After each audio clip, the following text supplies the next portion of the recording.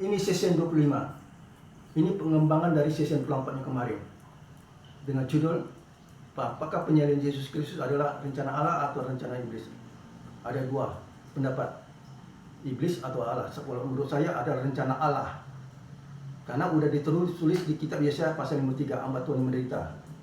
Kalau dikatakan, kalau menderita itu bukan harus disalib. Betul, banyak menderita itu, dibunuh, ditusuk, menderita juga Yesusnya. Dipenggal kepala, menderita juga banyak. Tapi kalau saya bisa memastikan nanti itu Yesus itu menderitanya itu walaupun tidak ada tertulis di kitab Yesaya 53 hanya menderita dan ada cerita penyaliban, pasti penyaliban. Kenapa? Itu ada di kitab Roma kita di pasal 5. Judul pasal 5 ayat 2 sampai 21 ada Kristus. Dua tokoh ini bersilang. Dengan satu orang manusia berdosa, itu Adam. Dengan satu orang manusia terhapus dosanya, itu Kristus, Yesus Kristus. Jadi silang, satu pembuat dosa, satu penghapus dosa. Kalau mati Yesus harus disilam atau disalib. Itu. Jadi nggak ada dengan cara lain menderita. Pasti. Itu penggenam firman dari Roma 5 sama 12 ayat 2 sampai 21. Karena itu Yesus harus mati disalib itu dagingnya. Karena daging Adam tidak mati sampai 910 tahun. Padahal dia udah makan buah larangan tersebut di Taman Eden. Jadi daging itu dosa. Apa kedagingan itulah di hukum Taurat itu ada tuh.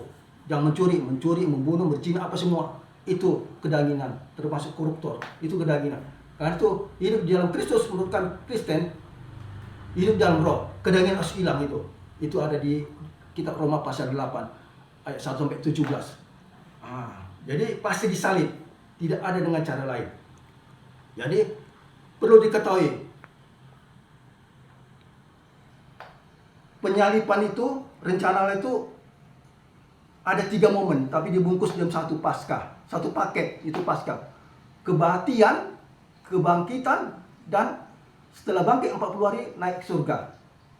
Kematian hari Jumat, kebangkitan hari Minggu, 40 hari kemudian itu pasti hari Kamis, itu kenaikan Yesus ke surga. Ini 3 momen ini satu paket, itu namanya Paskah. Itulah Paskah Perjanjian Baru. Ini sama artinya di Paskah Perjanjian Lama. Itu di mana bangsa Israel lepas dari perbudakan bangsa Mesir di tanah Mesir dipimpin oleh Musa. Ditampil kematian Yesus hari Jumat itu sama dengan jadi disiksa, jadi budak orang-orang bangsa Israel selama di tanah Mesir. Itu kematian. Apa kebangkitan pas hari Minggu? Kebangkitan di Perjanjian Lama itu dengan 10 tulang oleh Musa ini diberikan Allah. Tulang ke-10 Firaun menyerang, dibebaskanlah, diizinkan bangsa Israel keluar dari tanah Mesir. Itu kebangkitan artinya. Mereka udah lepas dari perbudakan. Sama kita Perjanjian Baru, dengan mati, dengan bangkitnya terhapuslah dosa kita. Terhapus. Jadi merdeka. Terhapus, kita merdeka dari dosa Perjanjian Baru. Begitu juga Perjanjian Lama. Keluar bangsa Israel dari tanah Mesir dengan 10 tulang. Kalau Firaun di tulang ke-10 yang mati semua, anak bungsu semua, ternak bungsu, diizinkan, itulah merdeka mereka, tidak diperbudak, lepas dari tanah Mesir. Baru mereka sampailah di tanah gurun gersam yang kosong. Sini 40 tahun mereka. Di sinilah udah mengenal hukum Taurat. Dikasih oleh Musa, dikasih Allah. Sinilah kitab mulai dari kitab Keluaran, Imamat, Bilangan, dan Ulangan. Di sini sebelum nanti mereka dijanjikan Allah tanah perjanjian, itu tanah Kanaan. Di tanah Kanaan nanti kitab Joshua lah memimpin. Balik lagi. Itulah artinya Paskah Perjanjian Lama. Jadi 40 tahun bangsa Israel di tanah Gesam itu sama dengan kita Perjanjian Baru. Setelah bangkit Yesus sudah bangkit. Tadi bangkit kita merdeka kan? Mereka dari umat Kristen, mereka dari maut dan dosa. Begitu juga Perjanjian Lama. Keluar bangsa Israel dari tanah Mesir karena hukum tulah ke-10 nyerah Firaun, mereka merdeka dari perbudakan. 40 tahun mereka tanah Gesam, 40 hari Yesus sudah bangkit masih tanah bumi Israel. Ingat 40. Baru 40 hari sesudah itu Yesus naik ke surga. 40 tahun sesudah itu Israel dijanjikan Allah tanah perjanjian sama nenek moyang mereka Abraham, Ishak, Yakub. Itulah tanah Kanaan sesudah 40 tahun. Mereka kalau bangsa Israel memperoleh tanah perjanjian itu kan suatu hal yang surgawi bagi mereka kan, tapi surgawi fisik. Kalau kita perjanjian baru, surgawi rohani, penebusan dosa. Jadi sama artinya. Jadi 40 hari, 40 tahun tanah Gaza, 40 hari Yesus masih di bumi bersama-sama. Yesus baru 40 harinya naik ke surga. 40 tahun sudah apa? Israel baru dikasih tanah perjanjian, merebut tanah Kanaan dipimpin oleh Musa. Ingat, dalam bernubuat 1 tahun sama dengan 1 hari. Itu dapat di kitab Yeskiel pasal 4 ayat 6. 1 tahun sama dengan 1 tahun untuk bernubuat. Jadi 40 tahun itu sama dengan 40 hari. Yesus masih tanah Israel baru naik ke surga. 40 tahun sesudah itu bangsa Israel dapat tanah Kanaan. Itulah hal surgawi tapi surgawi fisik ya. Surgawi fisik bagi bangsa Yahudi atau Israel. Karena perlu diketahui, bedanya kita dengan bangsa Israel, kita secara rohani, kita makhluk rohani menurut Yesus. Kayak tadi, kalau Yahudi, bangsa Israel itu pasca itu secara jasmani.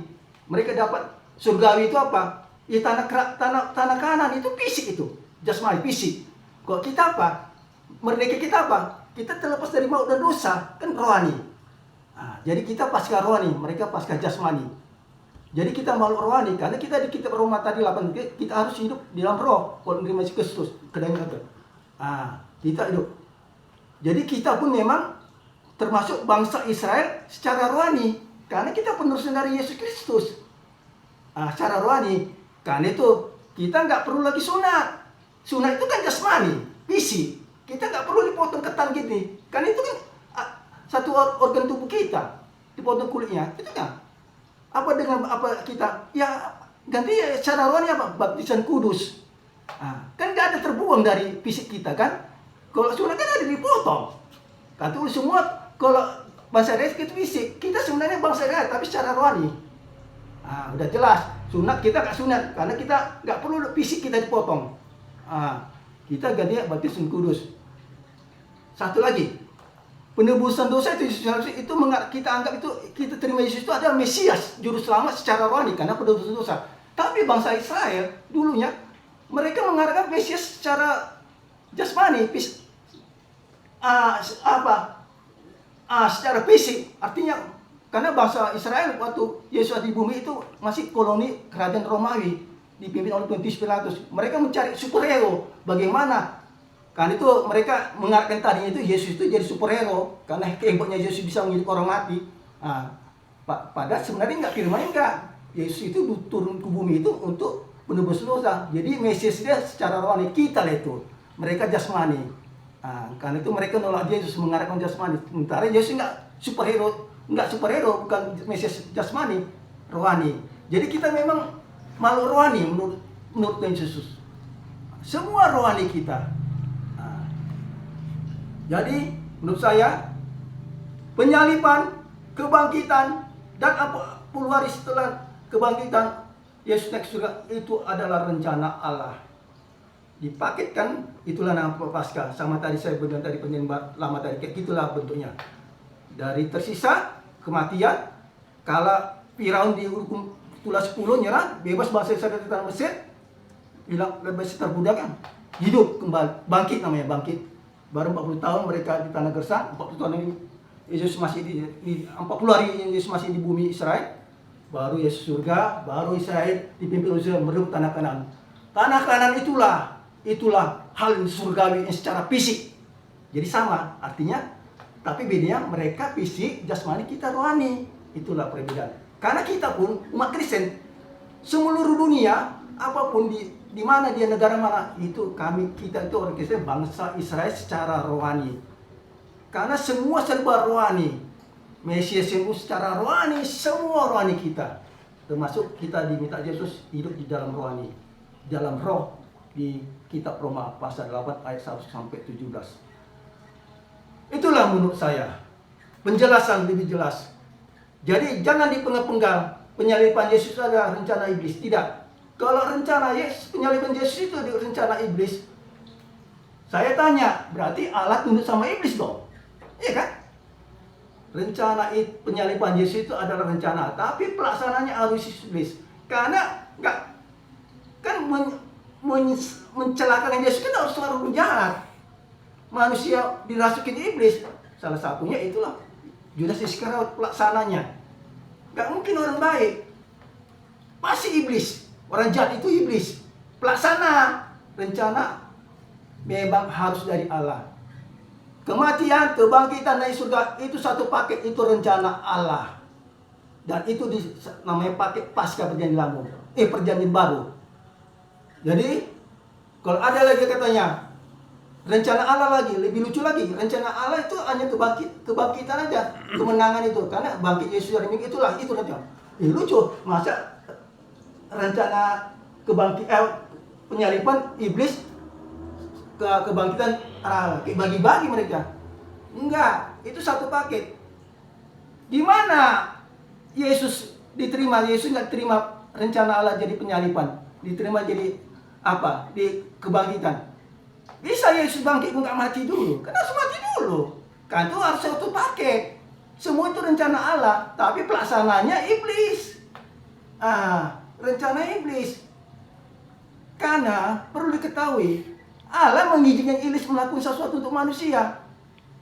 Tahu nggak cerita Yunus? Iblis mintanya sama Allah.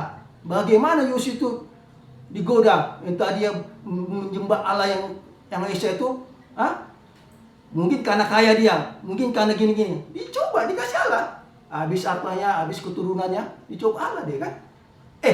Dicoba iblis si Yunus itu. Tapi Yunus tetap bertahan. Kan diizinkan Allah kan. Iblis pelaksananya. Ya begitu juga Yesus. Semua itu rencana Allah, pelaksana iblis. Kita akan dengar cerita Yunus sajalah. Allah mengizinkan iblis untuk melakukan sesuatu.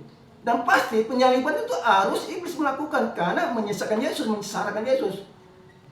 Nggak mungkin orang baik. Oke. Sampai dulu, sini dulu sesi 25 itu. 25 ini. Bahwa penyaliban Yesus adalah rencana Allah. Bukan rencana iblis. Kalau rencana iblis, bahaya. Berarti Allah tunduk sama iblis. Dan itu harus satu paket 3 momen ini. Kematian, kebangkitan, dan naiknya Yesus ke surga. Itu semua rencana Allah dipaketkan dalam namanya satu paket. Itu namanya Paskah baru, perjanjian baru. Oke, sampai sini dulu sesi 25. Bye.